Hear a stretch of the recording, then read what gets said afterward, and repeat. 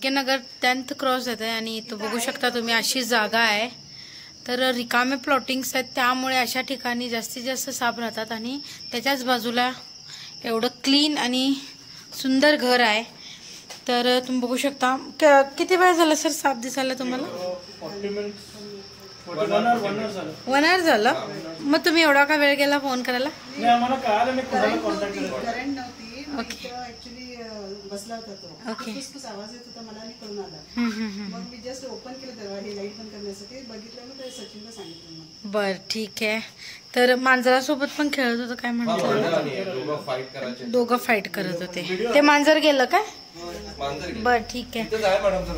Okay ठीक आहे ना. इथं साप गेलाय. आता हे थोडस सामान आहे त्यांचं, ते काढून बघूया आपण. तर इथं साप गेलेला आहे, सामान काढून बघूया.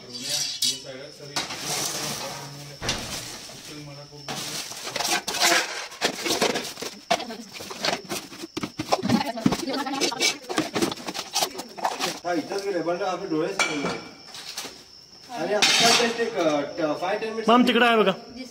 दिसलं. तुम्ही बघू शकता, आवाजावरूनच कळत असेल रसल वायपर आहे, डेडली पॉइझनस आहे. आणि एशिया मधला दुसऱ्या नंबरचा खतरनाक साप याला म्हणतो. आफ्रिकन मांबानंतर याचा नंबर लागतो चावण्यामध्ये. एका सेकंदामध्ये 3 फुटापर्यंत हल्ला चढवून तो बाईट करतो. इतका खतरनाक साप. बघू शकता आता तिथं लपलाय तो. इकडे या सर, या इथं काय प्रॉब्लेम नाही. या तुम्ही घाबरून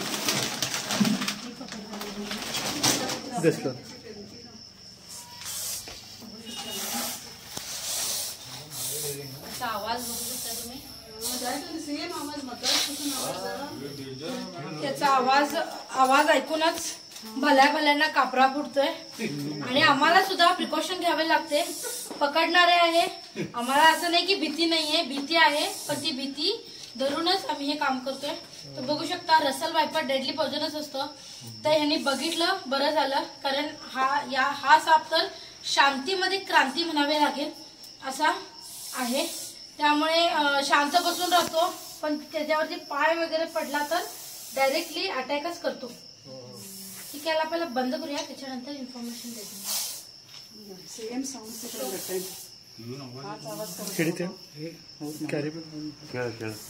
ते ओपन करू का मॅम? एक मिनिट.